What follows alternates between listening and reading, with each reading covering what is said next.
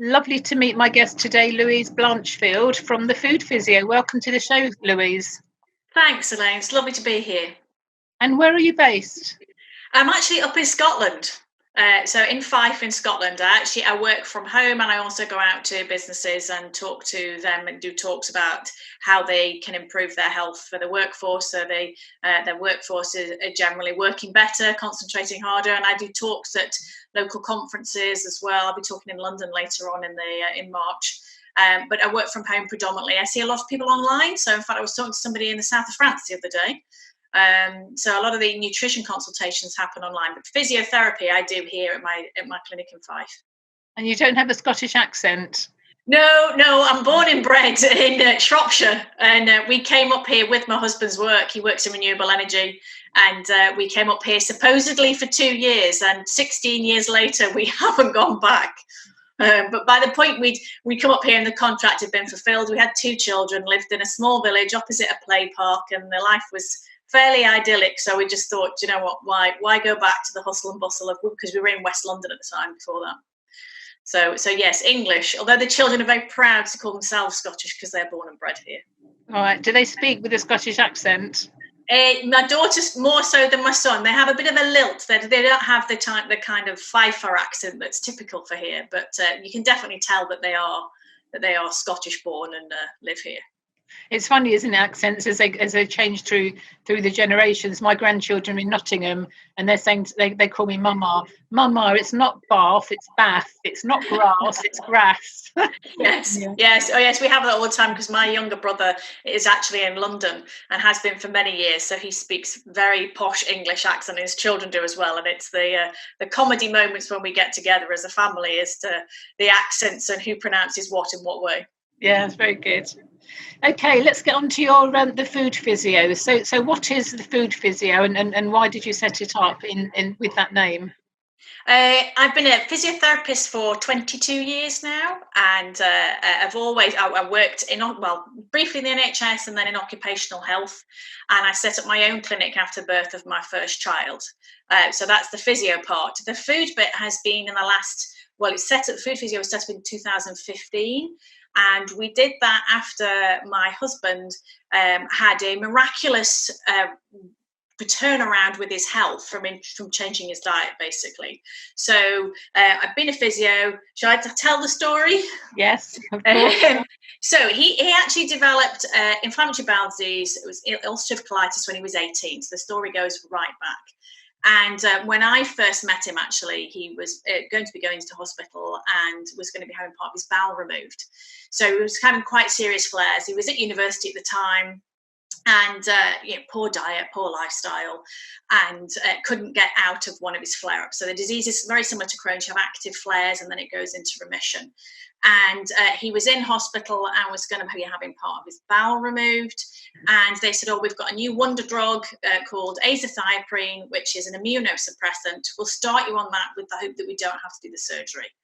And sure enough, fantastic, went into remission. He still had the odd flare, but nothing like how it had been at that time. He was on that for 10 years. And what he hadn't realised is the whole time that he was on that actually his disease was grumbling away in the background and slowly progressively getting worse. So they took him off that after 10 years because there's an increased risk of blood-borne cancers with it. And he had a massive rebound attack of the colitis, but he'd also then started with joint pain. And it first started in his shoulders, and he couldn't move either of his shoulders above 90 degrees. And I started to try and treat him, being a physio, and he wasn't responding. I do acupuncture as well. He wasn't responding to the acupuncture, and his pain just wasn't following a normal musculoskeletal pattern. And I'd said to him, this is systemic inflammation. This is very different to normal. And I said, you need to go and see your GP and see what's going on, because it's not going to respond to outpatients physio. And at that point, he also developed pain in his lower back. So he went to the GP, who did blood tests, and the blood test showed that all of his inflammatory markers were high. So they referred him to a rheumatologist. Well, the NHS being the NHS, obviously had a bit of a wait for getting to see the rheumatologist. And by the time he got there, he was having flares that would go from his knee to his hip, to his other knee, to his wrist, and when he was when it was in his knee or his hip, he was having to walk with a stick. It was that painful. He was waking in the night crying with pain. He couldn't play. Our son was 4 at the time. If he played a bat and ball with our son, he couldn't then move his wrist for 3 to 4 days. And the joints they would swell up to double the size, be excruciatingly painful. And he basically stopped doing everything that he liked to do. He couldn't cook. He liked doing woodwork. He couldn't do that. Couldn't play tennis. Couldn't play with the kids. Life was on hold. And he was only 40 years old at the time. And he went to go and see the rheumatologist, and I'd stayed at home looking after the kids because kids are 4 and 7. And he came back and he said, right, okay, it's not very good. And I said, well, what's been said? And he said, well, the opening kind of phrase was, no one gets better, everyone gets worse, and you could be in a wheelchair by the time you're 60. Oh, joy. Yeah, here's a tablet. Well, in fact, actually, the tablet was one that it was a tablet he was on for the colitis, and she quadrupled the dose, saying, right, and it was an anti-inflammatory. He said, I've got to quadruple the dose, and they've told me I need to stay on this medication as long as I possibly can, because apparently the next one's a really nasty one that's got lots of side effects. So they've said, make this one work as long as you possibly can. Well, he quadrupled his dose like he was told, and didn't touch the pain. Couldn't work when he was flaring, because he has to travel across to Norway with the renewable energy work that he does, and everything was just really bad. And it's hard as a physio to see somebody in pain, but when you're sat there and it's your husband and there's nothing you can do, I just felt totally helpless. And I said to him, I said, well, look, I said, come on, they've said, and at this point they diagnosed a non-ankylosing spondyloarthropathy. That was the name of the joint pain, and basically an inflammatory arthritis. And I said, right, okay, they've got you on an anti-inflammatory. The colitis is inflammatory based. The arthritis is inflammatory based. So what's driving the inflammation? Inflammation is a normal process that should happen in our body, but it should switch off and it should stop. It's there after damage has been caused, and it should stop, and then we start to heal. So I said, well, what's driving the inflammation? And he was like, well, I don't know. And I said, right, okay, leave it with me. So basically, once we got the kids into bed at night, I became glued to my computer. I started looking at research papers, looking at blogs, looking at forums, look at anything I could get my hands on to say, look, it started in the gut. It was your inflammatory colitis that then progressed into this arthritis. Let's see if there's anything we can do to help us. Because we'd been to see the GP and we'd said, what about diet? And the GP said, there are a lot of quack diets out there. Just keep taking the tablets. And this was 9 years ago now. So 9 years ago, we weren't as savvy as we are now about nutrition. So, and his parents felt that we were going against medical advice because we were wanting to do something for ourselves. So anyway, long story short, I changed our entire diets around with what I found off the internet. I basically took us completely gluten-free, completely dairy-free, and also brought in a lot of nutrients that I'd researched and found not only decrease inflammation, but also help the gut to heal, because we felt that if we could get the gut right, then maybe our plan was originally that maybe we can stop the arthritis from getting any worse, because at this point life was already bad. Nobody was more surprised than me when, and Richard was a great control subject actually, because he thought, well, I think it's a whole load of rubbish, Louise, but let's give it a go, because eating healthily can't do me any harm. But after a month, he said, do you know what, the shoulders aren't quite so bad. And the flares that were happening weren't quite as intense. After 2 months, he said, no, definitely noticeable difference. Knee pain's definitely coming down. The flares, instead of lasting for 5 or 6 days, have been excruciating pain, or about 3 days. And after 3 months, everything started disappearing. The pain started going. He started moving more. He started to be able to do more things with the kids. He started to cook again. It was miraculous. So we'd started out trying to actually stop him from getting any worse. But what we hadn't realised is actually what we were doing was putting everything into reverse. He went back to see the consultant. He confessed that at that point he'd stopped taking the medication. And he said to the rheumatologist, he confessed what he'd been doing, how he'd been eating, and she said that she wished all of her patients would eat that way. And he said, well, why don't you say anything to people? Why do you just give them, medication? And her answer was, well, because most people just want to take a tablet. And we're like, but we don't. And not taking a tablet has meant that actually we've managed to reverse the problem. And basically now we just want to tell everybody else, you don't have to just take a tablet. You can actually change your lives around. You can make a difference yourself. And in some cases, make quite an incredible, miraculous change. What was also really interesting was the following, I think it was about 6 months later, he went back to the gastroenterology people. And anybody who's listening who has colitis knows, unfortunately, you have to go and have a colonoscopy every now and then to have a look at the damage to the gut and to see how you're doing. And they take biopsies to make sure that there's no cancerous changes and things. And he went back to that, to the gastro, had a colonoscopy. And before he'd gone in, I said, make sure you ask about your scarring, because we'd known from when he was 18 years old that every time he had a colonoscopy, that they'd said to him, yes, your bowel's doing okay, but we can see all the scarring from the previous attacks. And because I put so many things in there, I mean, he'd been having various, bucket loads of cabbage because that's got glutamine in, which helps the gut to heal. He'd been having all sorts of things. I said, well, ask him about the scarring.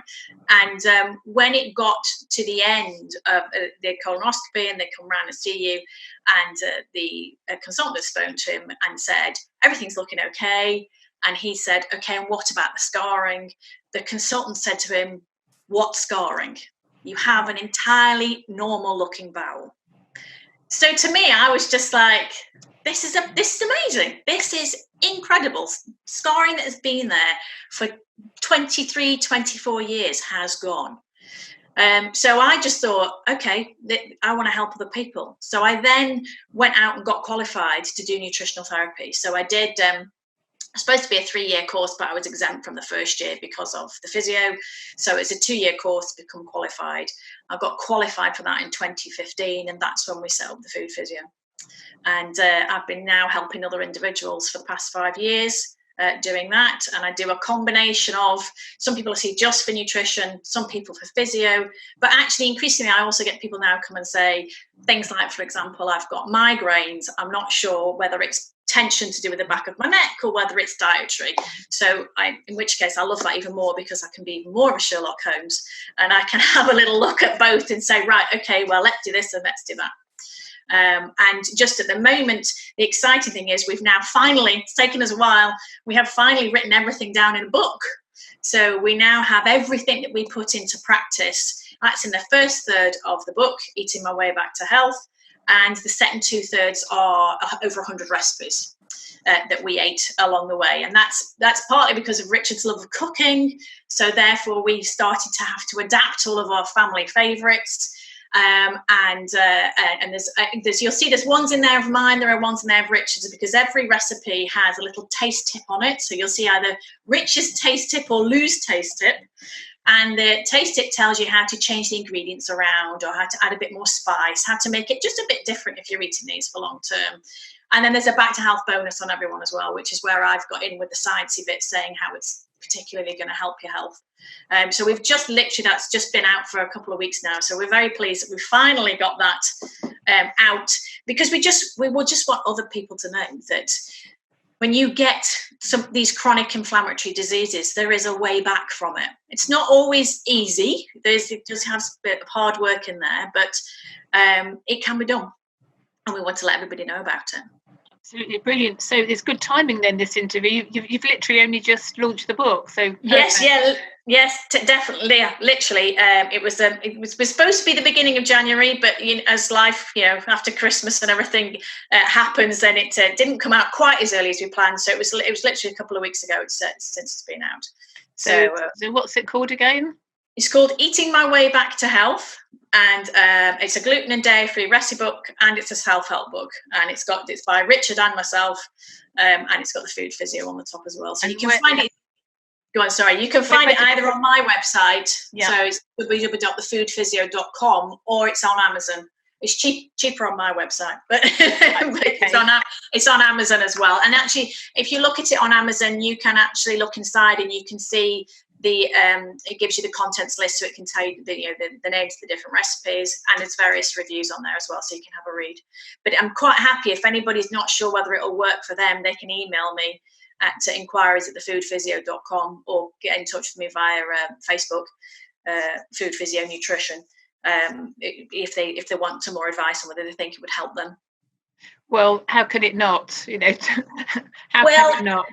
It is one of those things that, I mean, anybody with an autoimmune condition or a chronic inflammatory condition will help, but just actually the number of people that I see for just trying to clean their diets up, we all accept that our hair and our eye colour and our build are very individualistic, but actually our guts are exactly the same. And what one person can eat and thrive on, another person simply can't.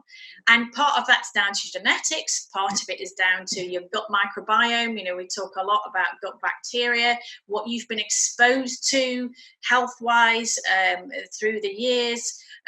What we can break down and what we can eat is very much on an individual basis. And that's a lot of the time what I help people do, is actually work out for them what is a diet that they can thrive on. And quite often it's different to what their partners can thrive on.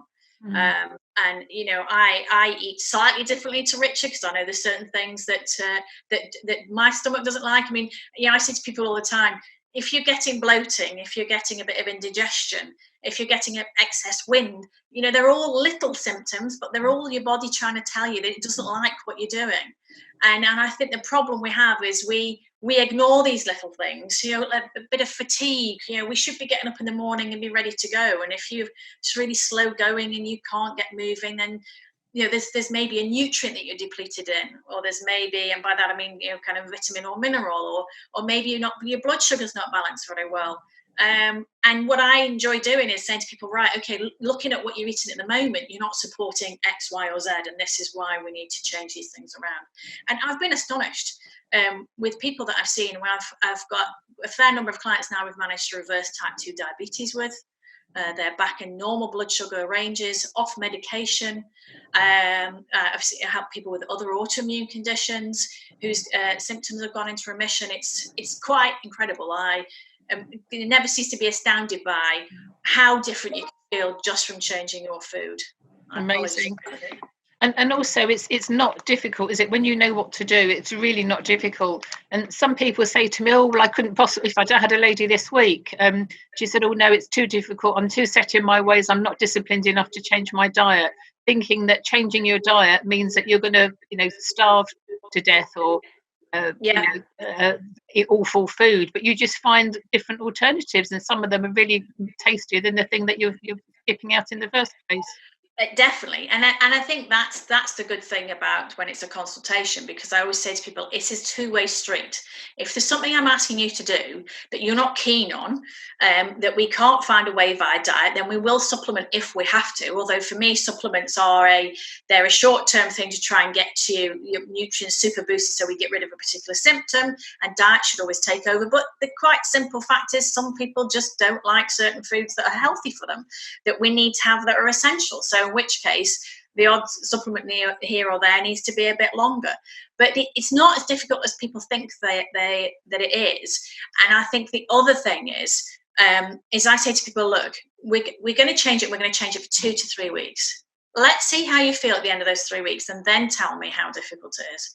And I don't think I've had anybody yet really who's come back and said they've not even felt just slightly better from making the changes, and that actually, once they put it into a plan and actioned on it, that actually it wasn't as hard as they thought it was going to be. Plus, I help people out, and they have meal suggestions. They have a 5-day menu. That I say, right, this is what I want you to do, but look, this is how it translates practically into how you're going to eat. And when you go through that, kind of some of that fear factor of changing, you kind of goes away. But that's when I'm seeing people. That's what I'm here for, is to say, to be the background email that they go, I'm struggling with whatever, and I say, well, okay, try this and try that. Bit different with your husband, of course, because family don't always listen to you. I can't get my head around people who come to people like us for guidance and then go, oh no, I couldn't possibly do that. I've washed my hands now, and in fact there's a health warning on my website. Don't come to me for cuddles and coochies and whatnot, because you're going to be told straight what you need to do. You have a choice, to do it or not. So be warned, if you darken my doorstep and you're not prepared to change, don't waste your time. Don't waste my time. I don't get it. It's a lot of work for people, and they do have to take that on board. But I think once they start to see how different they feel and how much better they feel, that work becomes irrelevant. Plus, I also talk to people about, healthy eating does not have to be really difficult. So part of what I'm talking to them about is how to make things very, very simple. Use things like slow cookers. I've got this fabulous pressure cooker now that takes 20 to 30 minutes to cook something that would normally take 3 hours in the oven, and it's brilliant. I like try and talk to people about, yes, use convenience things, but don't make the food convenient, because if the food's convenient, it's normally processed and it's got all sorts of chemicals in it. It's cooked from scratch, but use modern equipment in order to make it easier for you. And that's part of, I suppose it's coaching, isn't it? It's saying, right, look, this is what we need to achieve. And if they think it's going to be really hard, then it's my job to basically say, well, look, this is how we make it easy for you. I've got a cupboard full of the various different technologies. Obviously, I threw my microwave away years ago. Yes. Never ever use a microwave, listeners out there. If you've got a microwave, don't even give it to your worst enemy. Just put it on the recycling pile, because it's not, my view on microwave might be different to yours. What's your view on microwaves, Louise? Oh, well, I read an article once on a gentleman who'd done an experiment, and he had 10 plants that were all the same plant and the same size. And 5 of them, he took water from the tap and watered them as you normally would do. The other 5, he took the water from the tap, he put it in the microwave, heated it, and let it cool back down to the same temperature as the water from the tap. And he watered the plants, the other 5 with that. They were dead within 6 days. So my opinion of a microwave is, and it changes the food. So getting slightly technical, when we look at isomers, which is like mirror images of compounds, it changes it from one to the other, and the other is not very easily digested by the system, not assimilated well, causes inflammation, and therefore I would say having something from a microwave is depleting from the system. It's not giving you any nutrients. It's killed it all off. So there's no point. Mine got put away a long time ago. Well, got rid of a long time ago. And really, actually, the only thing we really missed it for was the children occasionally saying, could I have some warm milk, Mum? It's like, right, okay, well, I can do that on the hob in 30 seconds. I would rather do that. But yes, microwaves, really bad news, personally. I say to people, you may as well eat the cardboard box. Yes. Most people use microwave for things for convenience foods. You may as well eat the cardboard box, whatever that thing's come in, because it's a nutritional value, as you say. It depletes everything. It strips everything out, so there's no nutritional value whatsoever of anything left in the microwave that's cooked in the microwave. So there we go. Let that be a lesson to you, listeners. Anybody who's using a microwave, on your head be it. Okay, moving on. So you do your physiotherapy, you do your nutritional guidance, and I think there's some other thing that you do as well that is interested me from looking at your website, the far infrared. The far infrared sauna, yes. Well, I got that for Richard, to help Richard, and I must admit I was very interested in it myself as well. So part of the theory that I was finding was that for Richard, that he had, and in fact this is true because for anybody with ulcerative colitis, they're not allowed to give blood because of the backflow of toxins through into the bloodstream. So they have, some of their problems are actually clearing toxins from the system. So I was looking into what else could we do that helps remove toxins from the body to help his body work more efficiently and therefore fight against inflammation, because inflammation, another driver of inflammation, can be toxins in the system that your body can't clear because your liver's not able to clear them itself. So I was looking at how else we could clear toxins from the system. So one of them is good old-fashioned Epsom salt, either foot baths or body baths. But the other thing was the far infrared sauna. So I have that for people who are local here in Fife. It's great for reducing stress. It's actually lowers high blood pressure. It's great for detoxing. This might sound revolting, people, but I'll just let you know that you're literally, the sweat is dripping off you. It is, you can feel it kind of rolling off the side of yourself when you're in there. It's great for weight loss, great for de-stressing. And for Richard, part of his trigger used to be with the colitis years ago and with the arthritis was stress. So part of the reason for getting it is so that he could actually use it as a way to de-stress. And actually, I defy anybody to not feel totally relaxed in an infrared sauna. It's the kind of heat you get from the sun. So it's that feeling of that warmth penetrating your system. It actually penetrates 3 inches into your body and actually draws the heat up.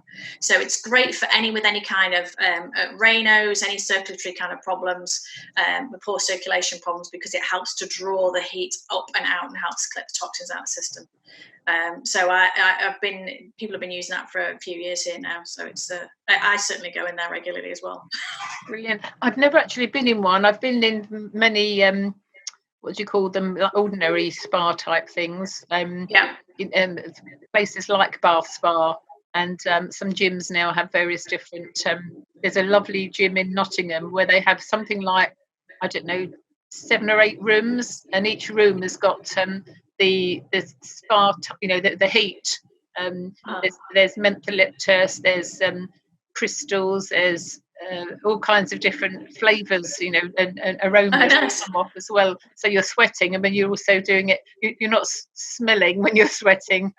And that's another sign, though, of detoxifying, isn't it? Because when people are perspiring, if they're smelling, that's a sign that they've got toxins in their body. Well, and if you think about it, I mean, our 2 main excretion routes are obviously by opening our bowels and urinating, but our other major detox organ is our skin. It's sweating. So and I would argue occasionally people can detox via their mouth as well. So if people have got heavy metals and they're struggling to shift them, they can actually, you can have people a lot of the time with it. They do this kind of a cough. Yeah. There was a chappie who, this was one of my tutors actually, said he had this permanent cough, and she found out he was having tinned tuna 5 days a week, and she said stop the tuna, and the cough went within a couple of weeks. And it was trying to clear the mercury from the tuna from his lungs. So yeah, don't underestimate the skin. The skin is a massive detox organ. And therefore we should use it as a route to try and remove toxins. The difference between our infrared and a normal sauna is obviously the sauna heats the air around and you sweat because you're in a hot environment, whereas this actually physically draws the blood supply up, so you get a much better flushing, which is why you sweat with it so profusely. So it's a different kind of heating effect on the system.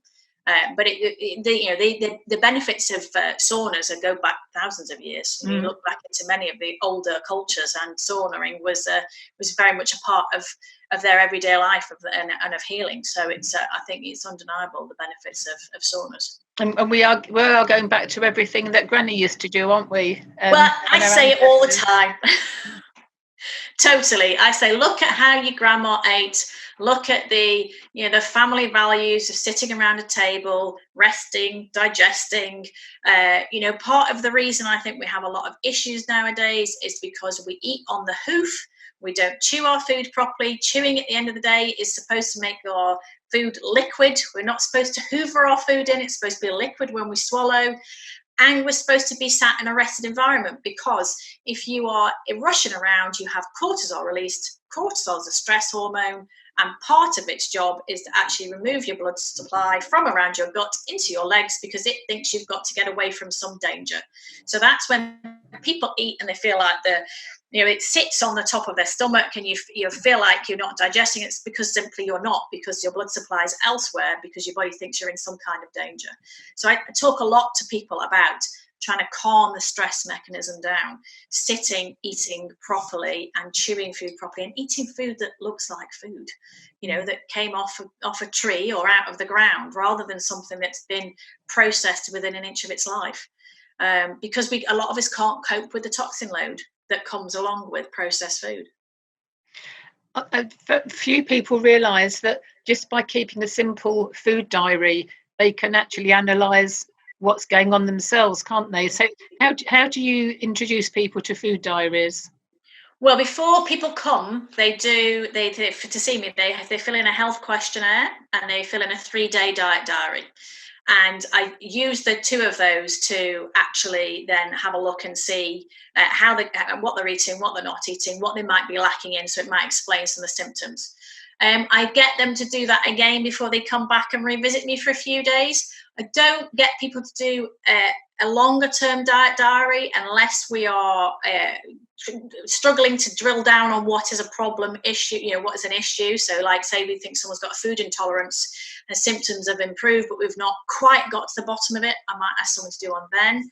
I might ask someone to do one if we're trying to reverse diabetes and we're bringing things down, but again, we're not quite getting there. So I tend to do it I like to get people to more be thinking about what they're eating as opposed as in unprocessed, rather than drilling down on diet diaries too much, because I don't want people to obsess about food. I want people to enjoy the food. But it can be very useful if you're trying to problem solve and find out what is a triggering food, because there are various triggers that are different for different people. So a diet diary can help in that respect. Absolutely. It's a kicking off tool, isn't it?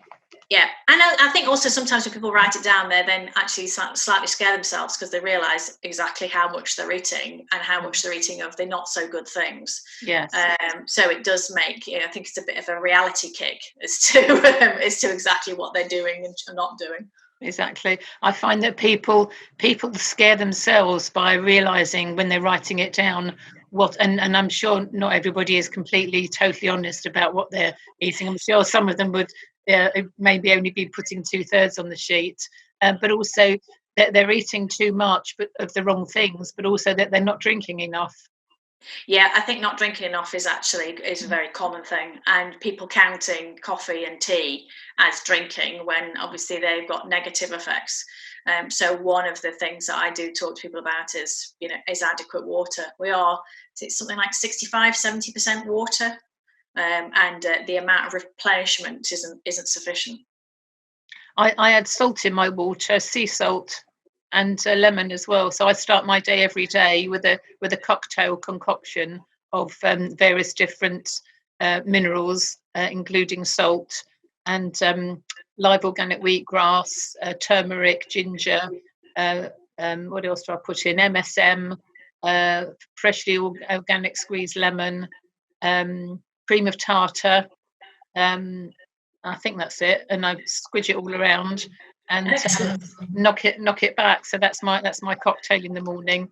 And highly anti-inflammatory. Very good. Yes, yeah, and it's just and also I check my pH often. I check my pH to make sure that I'm in balance. So my urine and my saliva pH, make sure they're the right way round as well. Yeah.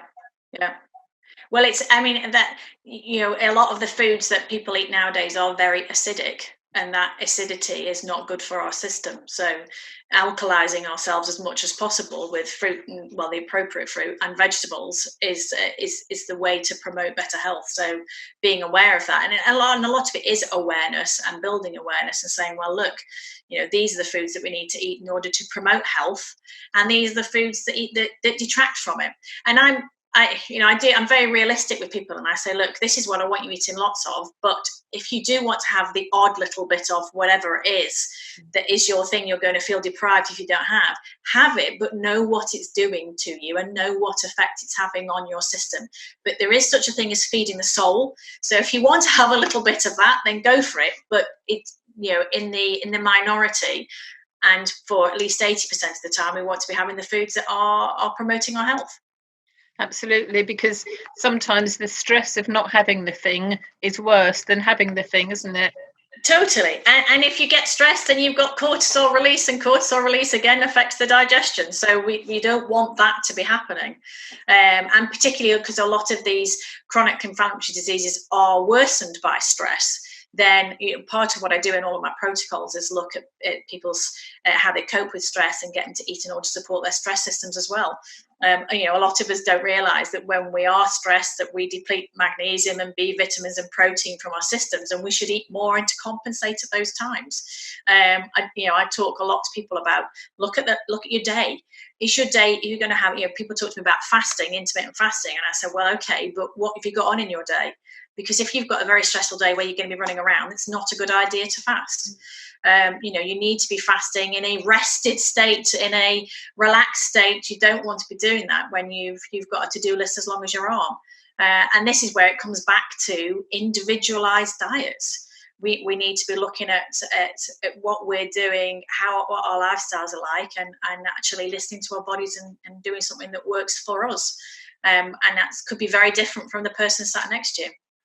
Absolutely, it's about awareness, as you say, and balance, isn't it? Keeping a balance that works for you as an individual and your lifestyle and your family. Yes, yeah. Because that's, obviously, I mean, we've got 2 teenagers now. When we started all of this, we had 2 small ones, but they're teenagers now, and that changes through the years. But for us, one thing that's always been important is good food. And encouraging them to exercise, and we exercise, and I think with the with kids and with family, we're responsible for teaching them what is good for their lives and setting them up correctly, but trying to also make it realistically for kids. I'm not a draconian that says my son can never eat pizza, but I tell him how often it should be and how often it shouldn't be, and you work around normal modern life. But then that's, I think, part of the problem is nowadays everything is so geared up for speed and convenience that we kind of actually need to put a stopper on it and slow down and say, whoa, hang on a minute. Actually, what's really important is your health, because your health and your body and how you are performing is actually the most important thing that you've got. Absolutely. So what would be your top tips, Louise, for somebody who maybe is feeling a bit under the weather but can't quite put the finger on it, after listening to you, may have an idea that it's related to their diet and lifestyle? What would be the top tips that you would recommend they start with? The top tip, without a doubt, is balance your blood sugar. And the quickest and easy way to do that is every time you eat protein. So it's protein, and quite often we miss it at breakfast because people have something like a bowl of cereal or a piece of toast. So you need to be having, it doesn't have to be eggs, but eggs is a good one. It could just be you have granola that's got nuts in, you could have porridge and you could put seeds on it. But protein, when we chew our food and we swallow, if it's just something that's carbohydrate or sugar, basically, it goes straight through our stomach into our bloodstream and is absorbed very quickly, and we get a sugar spike. When we get a sugar spike, a crash follows. That's when at 10:30 you're grabbing for your coffee or your biscuit or whatever it is. If you have protein at breakfast, then the protein holds that food in the stomach. You get a much slower release of energy, and therefore you won't get the crash mid-morning. Absolutely crucial for anybody who's listening and wants to lose weight as well, is balance your blood sugar. So protein at every single meal and snack.